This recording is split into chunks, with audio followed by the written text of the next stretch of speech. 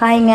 இன்றைக்கி மன கஷ்டமாக இருந்துச்சுன்னு கோயிலுக்கு போயிட்டேன். கோயிலுக்கு போனதுக்கப்புறம் தான் தெரிஞ்சது இன்றைக்கி பிரதோஷ நாள் அப்படின்னு சொல்லிட்டு ரொம்ப சந்தோஷமாக இருந்துச்சு. எனக்கு அறியாமையே நான் பிரதோஷத்தன்னைக்கு கோயிலுக்குள்ளே வந்திருக்கேன்.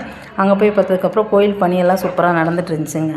இங்கே கஷ்டமாக இருக்குன்னு அங்கே போனால் அங்கேயும் அதே மாதிரி தாங்க நடந்துச்சு ஒரு விஷயம். என்னென்னு பார்த்தீங்கன்னா, பணம் கொடுத்த ஒரு மாதிரியும் பணம் கொடுக்கலைன்னா ஒரு மாதிரியும், அர்ச்சனை போட்டால் ஒரு மாதிரியும் அர்ச்சனை போடலைன்னா ஒரு மாதிரியும் இந்த மாதிரி நடந்துகிட்டு இருந்தாங்க.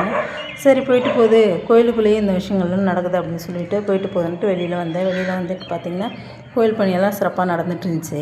அங்கே என்ன நடந்துச்சுன்னு பார்த்தீங்கன்னா, குடியாரவங்க கயிறு கட்டிட்டு இருந்துங்க குடிக்காமலே பாருங்களேன்.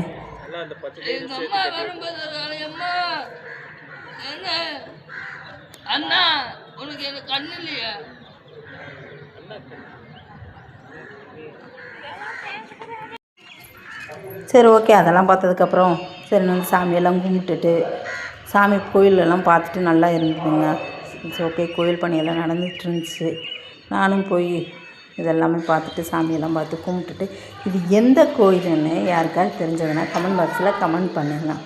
நானுமே லாஸ்ட்டாக அந்த இதெல்லாம் பார்த்துட்டு சீனெல்லாம் பார்த்துட்டு சாமியெல்லாம் நல்லபடியாக கும்பிட்டுட்டு கோயிலை விட்டு கிளம்பிட்டேங்க. ஆனால் கொஞ்சம் உள்ளே எனக்கு கொஞ்சம் இதாக இருந்தாலுமே வெளியில் கொஞ்சம் இதாக சந்தோஷமாக தான் இருந்துச்சு. அவங்கள பார்த்தேன், கயிறு கட்டினவங்கள பார்த்தேன். அவங்க பேசினதே எனக்கு கொஞ்சம் நகைச்சுவையாகவும் இருந்துச்சு, நல்லாவும் இருந்துச்சு. நான் கோயில் விட்டு வெளியே போகிறது நிம்மதியாகவும் ஃப்ரீயாகவும் வந்தேங்க. சூப்பராக இருந்துச்சு. ஓகே பாய்ங்க. லாஸ்ட்டாக நான் கோயிலுக்கு போயிட்டு வந்தது உங்கள்கிட்ட ஷேர் பண்ணிக்கிட்டேன். ஓகே பாய்ங்க.